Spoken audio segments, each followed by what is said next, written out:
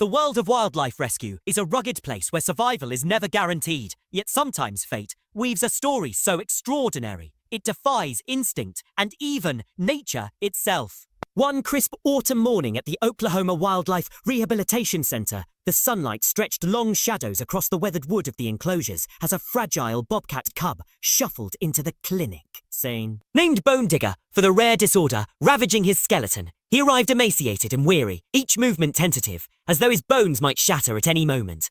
He refused every meal, turned away from coaxing hands, and hunkered in a corner as if he'd already surrendered to loneliness.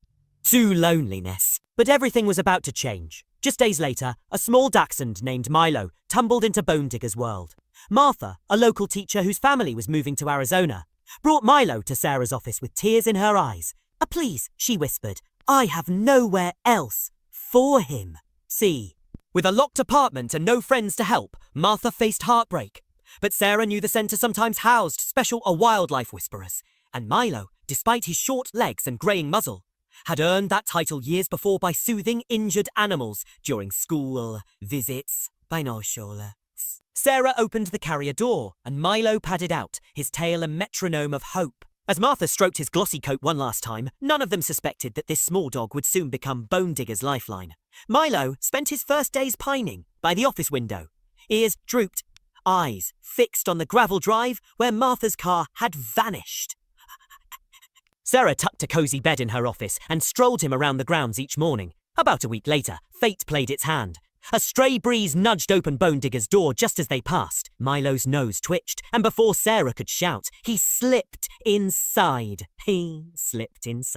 She froze, heart pounding, as the tiny dog and the bobcat cub locked eyes, two beasts, predator and domestic, inches apart, and neither flinching. Bone Digger bobbed his head, let out a soft chirp she'd never heard before, and Milo replied with a gentle whine. Bend, his body wiggling, in greeting. Bugwin, greeting. What happened next felt like miracles taking shape in real time. Over the following days, Bone Digger came alive. Each morning he perked up at the click-click of Milo's nails, and Sarah began supervised visits. Milo seemed to understand the bobcat's fragile frame. No rough play, just calm companionship. At feeding time, Bone Digger, once a ghost in his own enclosure, began eating with gusto whenever Milo lay by the mesh barrier, as if drawing strength from the Dachshund's encouraging presence. After each meal, the bobcat would press his face to the barrier, letting Milo tenderly lick away stray bits of food and whiskers. It's like a mother cat grooming her cub, Dr. Emily Sully marvelled, watching the ritual unfold. With each passing week, Bone Digger's body grew stronger. Muscles filled out his limbs, and his coat regained a healthy sheen. The centre even carved out a special section of his enclosure, so Milo could move freely beside him during supervised play, chasing one another at their own pace, then collapsing together in quiet repose. But as winter's chill crept in and board meetings returned, voices of doubt arose once more. What if his wild instincts kick in one day? Asked Richard Harrison, the longest-serving board member. Photographs of the two sleeping side by side and data on Bone Digger's improving bone density filled Sarah's slides, yet concern lingered. In a tense vote, the board decreed the pair must be separated temporarily for further risk assessment, and Sarah's heart broke all over again. The morning of the split, Sarah whispered apologies as she clipped Milo's leash. The Dachshund gazed up with trusting eyes. Bone Digger chirped in confusion, pacing the edge of his pen as his friend was led away. Almost instantly, both animals wilted.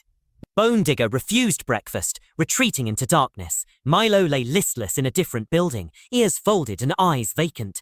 Days stretched into a desperate blur as Sarah and Jake tried every coaxing trick, hand-feeding, new enrichment toys, varied routines, but nothing sparked a response. Then, on a bitter December dawn, Sarah found Bone Digger barely breathing at the back of his enclosure. Blood sugar and body temperature plummeted. If something didn't change, he would die. With a tremor in her voice, Sarah called Richard Harrison before dawn. We have to reunite them, she insisted. I'll take full responsibility. After a tense pause, he conceded. Within minutes, Milo bounded toward the bobcat's door, tail wagging for the first time in weeks.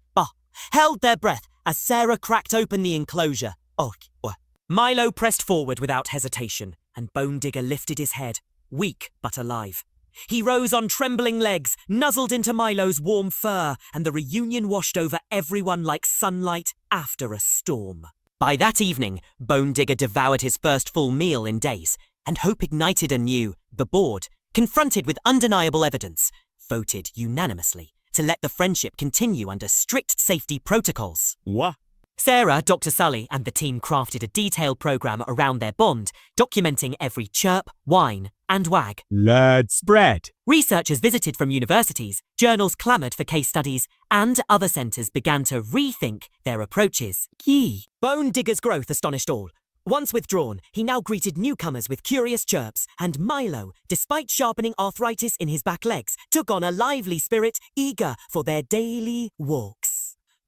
When Milo laboured on stiff joints, Bone Digger reversed roles, settling beside him with soft chirps until the Dachshund climbed onto his platform.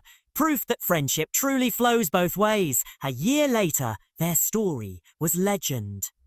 The centre launched the Bone Digger and Milo Fund, fueling research into companion-based rehabilitation. Martha, now living in Phoenix, returned to find Milo snoozing beside his Bobcat friend, and tears glistened as she whispered, "It was meant to be." Sarah and Jake watched them at breakfast, Bone Digger munching his special meal while Milo supervised from his cushion, and Sarah mused, "They were taught strict boundaries between wild and domestic, but they've shown us that the heart knows better than textbooks." As the morning sun streamed through the windows, casting warm rays over the unlikely pair, it was clear their bond went beyond a case study. It was a living testament that love, loyalty, and healing often emerge from the most unexpected friendships, reminding everyone that in the journey of recovery, having a true friend can make all the difference.